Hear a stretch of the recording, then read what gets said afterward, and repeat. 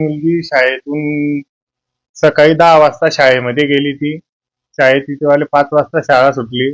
माझे 2 मुलं शाळेतून घरी आले. ती घरीच आली नाही म्हणून तिचा शोध मी लगेच 5:15 वाजता तिला शाळेकडे बघायला गेलो.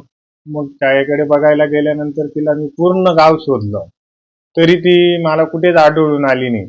लगेच मी 6 वाजता लगे माझ्यावाल्या दोघं मोठे म्हणजे भावांना गावामध्ये असं मी थोडी चवचव केली. बा मुलगी सापडत नाहीये बा, कुठेतरी बघा बा, कोणीतरी कोणाच्या इथं असेल बा. मी केव्हाचा एकटा शोधतोय बा तिला, मला अजून पण मिळत नाहीये ती. मग मी पूर्ण शोधायला लागलो, पूर्ण गाव माझ्या मागं शोधायला लागले. मग पोलिसांना फोन केले. पोलिसांना फोन केल्यानंतर पोलीस पण आले इथं. पोलीस पण शोध घ्यायला लागले. तिचा शोध अजून पण मिळत नाहीये. तिला आता 4था दिवस येऊन गेला आहे. 4था दिवस अजून माझी मुलगी तिथं पण असल. तिथं पण पोलिसांनी तिचा शोध घेऊन तिला लवकरात लवकर माझ्याजवळ घेऊन या. संशय वगैरे नाही, फक्त मी तिला त्यावेळेस शोधत होतो. मला एका ठिकाणून मी पूर्ण गाव शोधल्यानंतर इकडे हे भिलाटीचा कोपरा आहे, इकडे मी बघायला गेलो तिला. तिकडे एक बाई बाहेर बसलेली होती. मी तिला विचारलं, तिला म्हटलं ताई माझी मुलगी दिसली का इकडं? ती ताई म्हटली ती तिच्या मिता एक तांड्यातली मुलगी होती. तिच्या मिता ती तांड्यात इकडे गेली, गावाकडे गेली. आणि माझ्या बाईला पण तसंच सांगितलं तिनं.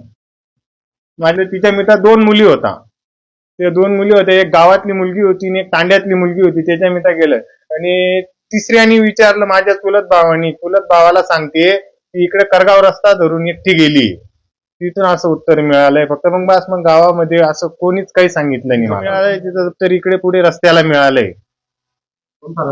करगाव रस्त्यापासून मध्ये एक शेताचा रस्ता आहे, त्या रस्त्याला मिळालंय ते. माझी मागणी एवढीच आहे की माझी मुलगी जी आपण अवस्थेत आहे त्या अवस्थेत पोलिसांनी लवकर तिचा शोध घेऊन आमची मुलगी आमच्यापर्यंत परत करावी.